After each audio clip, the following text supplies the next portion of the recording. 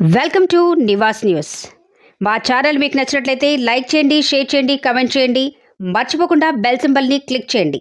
Subscribe చేయటం మర్చిపోకండి. ఏ రాష్ట్రంలో కూడా పట్టుమని 10 సీట్లు గెలవలేని కాంగ్రెస్ పార్టీ దేశ ప్రజలకు ఎలా న్యాయం చేస్తుంది ప్రశ్నించిన సిర్పూర్ శాసనసభ్యులు డాక్టర్ పాల్వాయి హరీష్ బాబు.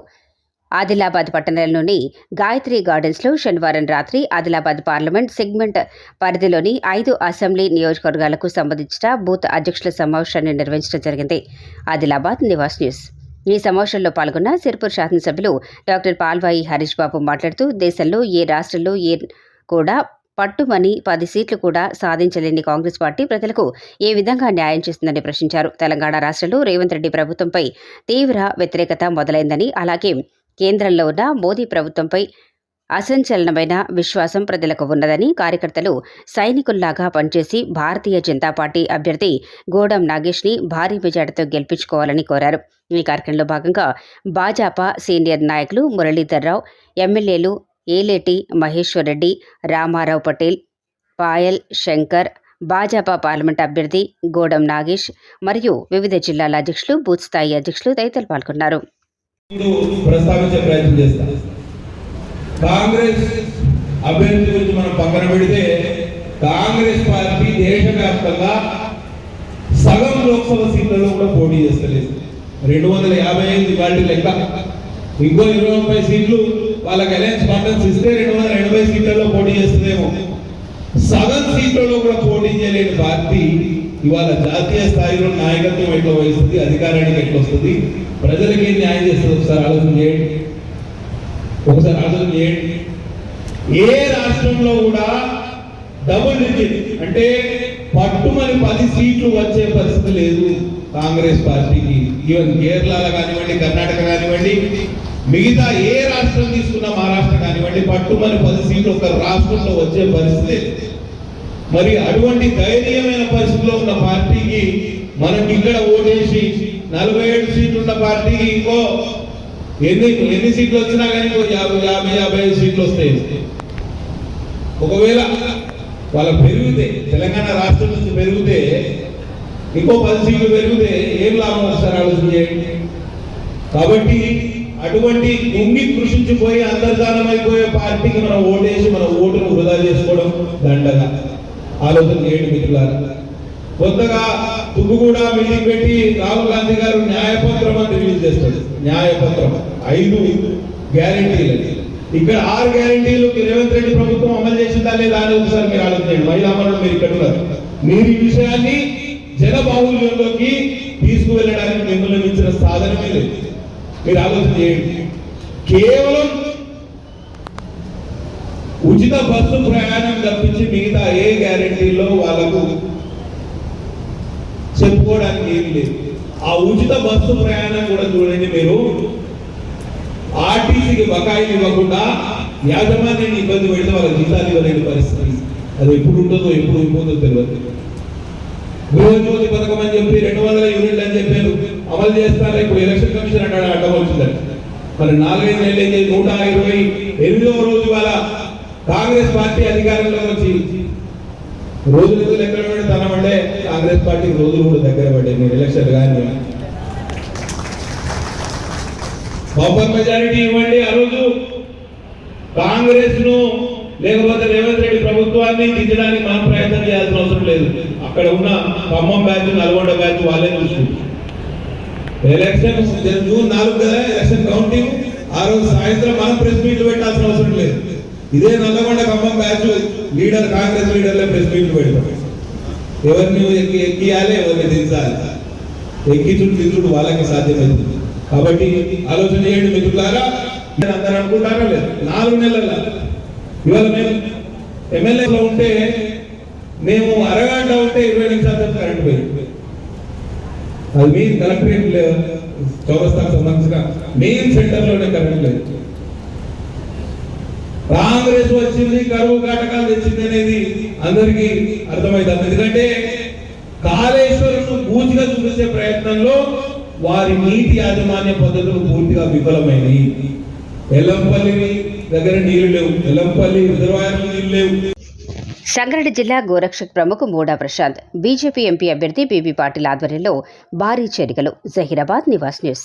నారాయణఖేడ్ నియోజకవర్గంలోని సంగారెడ్డి జిల్లా బజరంగ్ దళ్ గోరక్ష ప్రముఖ Mooda Prashanth, RSS Narayankhed organising secretary Mekala Gnaneshwar Narayana, Venkatapur Zaheerabad MP అభ్యర్థి బీబీ పాటిల్ సమక్షంలో భారతీయ జనతా పార్టీలో చేరారు. ఈ కార్యక్రమంలో జనవాడే సంగప్ప, గోదావరి, అంజిరెడ్డి తదితరులు పాల్గొన్నారు.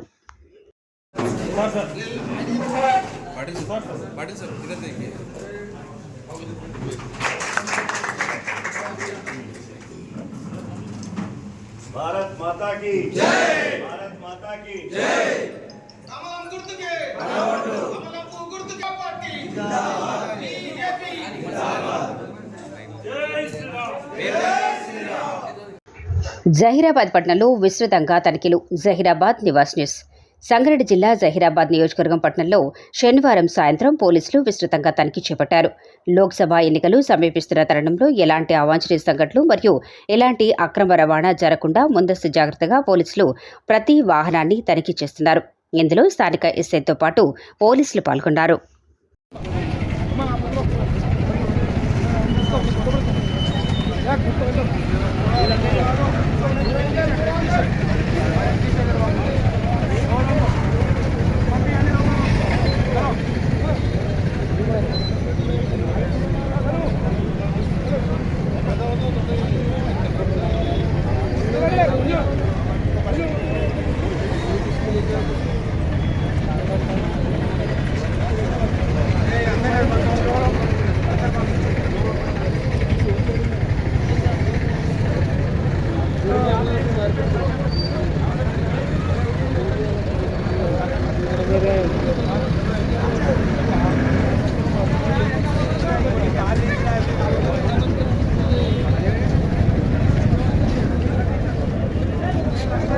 రాముని విగ్రహ ప్రతిష్టాపన కార్యక్రమం. ములుగు జిల్లా వాజేడు మండలం ధర్మవరం గ్రామంలో శ్రీ కోదండ సీతారామచంద్ర స్వామి వారిని ఆలయ ప్రతిష్టా కార్యక్రమం ఘనంగా 3 రోజుల పాటు నిర్వహించడం జరిగింది.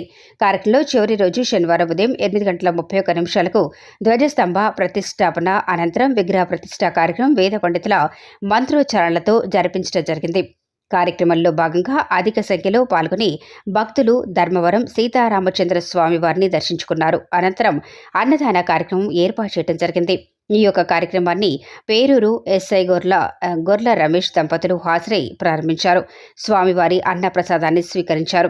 భక్తులకు అందరికీ స్వామివారి అన్నప్రసాదాన్ని వితరణ చేయడం జరిగింది. ఈ కార్యక్రమంలో భారీ ఎత్తున గ్రామ ప్రజలు చుట్టుపక్కల గ్రామాల నుండి వచ్చిన స్వామివారిని దర్శించుకున్నారు.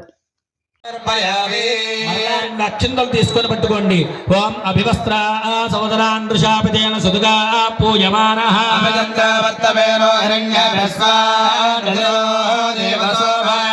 గణాధిపతయే నమో నమః. అక్షంతుల గణపతి మీద వేయండి. వస్త్రయుగ్మం సమర్పయామి. అక్షంతలు తీసుకోండి. ఓం యజ్ఞాపవేదం పరమం పవిత్రం ప్రజాపతిర్యస్సాజం బలస్తాత్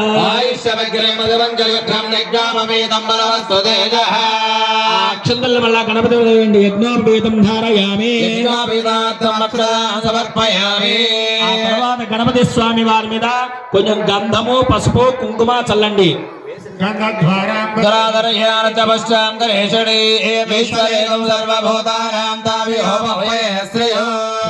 చందనం పరికల్పయామి. హరిద్రంజమయానీతం దేవీ కళ్యాణదాయక శోభనం దివ్యం సర్వ. శ్రీ స్వయంభూ భోగాద్రి లక్ష్మీ నరసింహస్వామిని దర్శించుకున్న చిన్న జిఎస్ స్వామి శిష్యుడు దేవినాథ జిఎస్ స్వామి. ములుగు జిల్లా వాజేడు మండలంలో చీకుపల్లి గ్రామంలో వేంచేసి ఉన్న శ్రీ భోగాద్రి లక్ష్మీ నరసింహస్వామి దేవస్థానం చిన్న జిఎస్ స్వామి శిష్యుడు దేవనాథ జిఎస్ స్వామి స్వామివారిని 4వసారి దర్శించి పూజా కార్యక్రమాలు నిర్వహించి వచ్చిన భక్తులకు అనేక మంగళ శాసనాలు చేశారు. స్వామివారి ఆశీర్వచనాలు భక్తులందరికీ నిండుగా ఉండాలని కోరుకుంటూ సత్సంగం ప్రసంగం నిర్వహించి భోగాద్రి లక్ష్మీ నరసింహస్వామి వారి విశిష్టతను తెలియపరిచారు. భక్తులకు అనతి కాలంలోనే గుడి అభివృద్ధి చెందే విధంగా గట్టి సంకల్పం చేయటం జరిగింది అని భక్తులకు తెలియపరిచారు. ఈ కార్యక్రమంలో భాగంగా పూజారి ఉయిక దేవరమ్మ, ఆలయ అర్చకులు హరిప్రసాద్ స్వామి, పూజారులు కుంజర మేఘ, జగదీష్, మధు, నరసింహ, స్వామి భక్తుడు బజ్జర్ల ఓంకారరావు, వీరితో పాటు వికాస్, తరంగిణి, పురుషోత్తం, చిన్నజీయ స్వామి బృందం దర్శించుకున్నారు.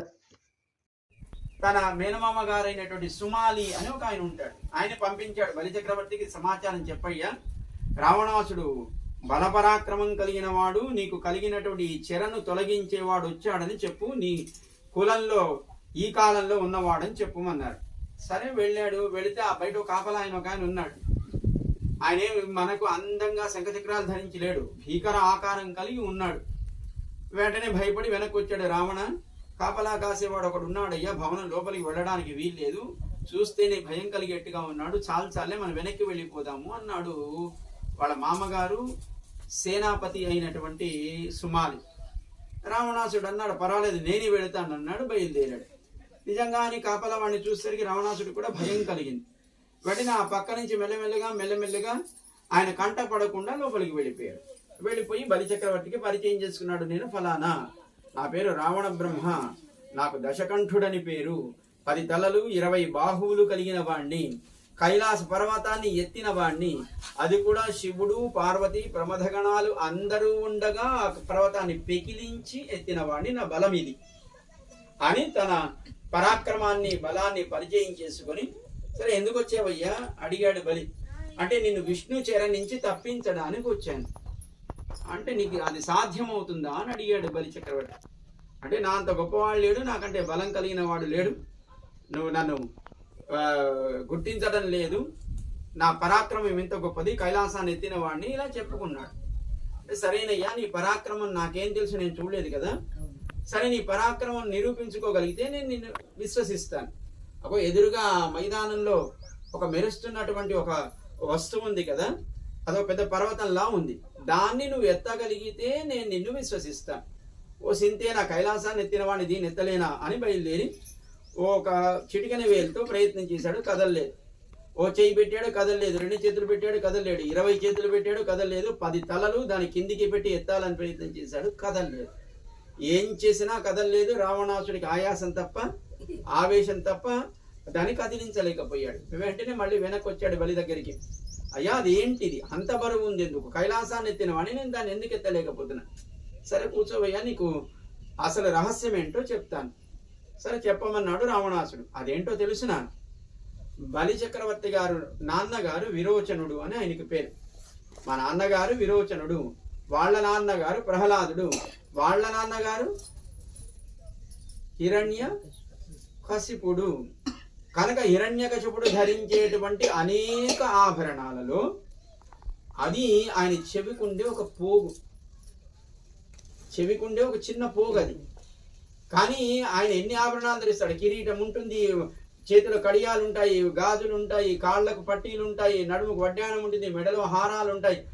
చెవి పోగే అంత బరువు ఉంటే హిరణ్యకశిపుడు తాను ధరించే అన్ని ఆభరణాలు, కిరీటాలు, అలంకారాలతో అవన్నీ ఎంత బరువు ఉండాలి.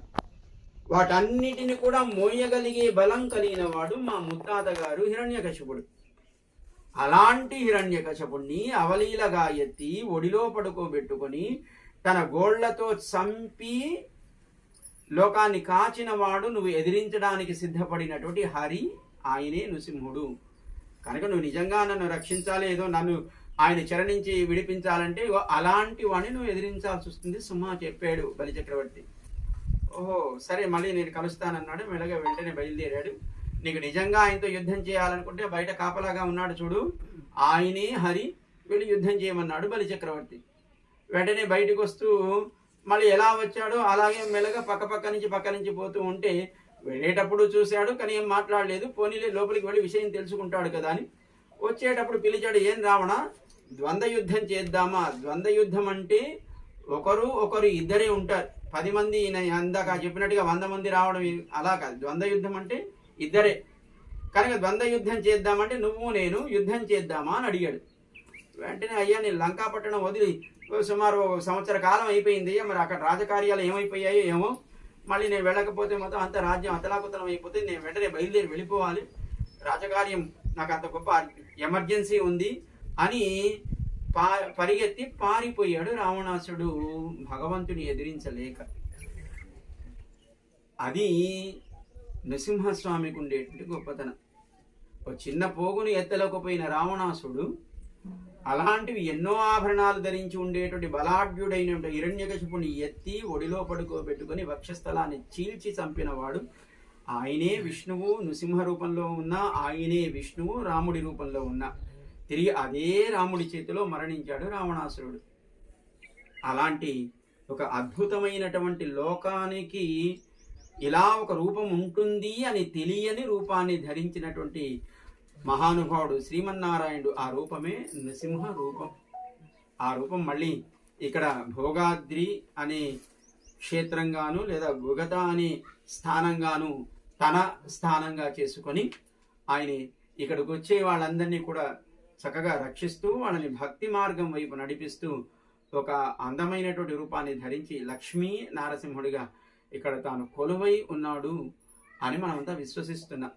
అందుకే ఇది మీరంతా ఆయన ఉన్నాడని విన్నప్పటి నుంచి మీరున్నారు, కానీ మేమేమో సమాజంలో తిరగాలి కదా, కనుక మేము అప్పుడప్పుడు వస్తూ ఆయనని సేవించుకుని మళ్ళీ వెనక్కి వెళుతూ ఉంటాం. చాలా సంతోషం. ఆయన సేవలో తరిస్తున్న మీ అందరికీ కూడా మంగళాశాసనం చేస్తూ జై శ్రీమన్నారాయణ.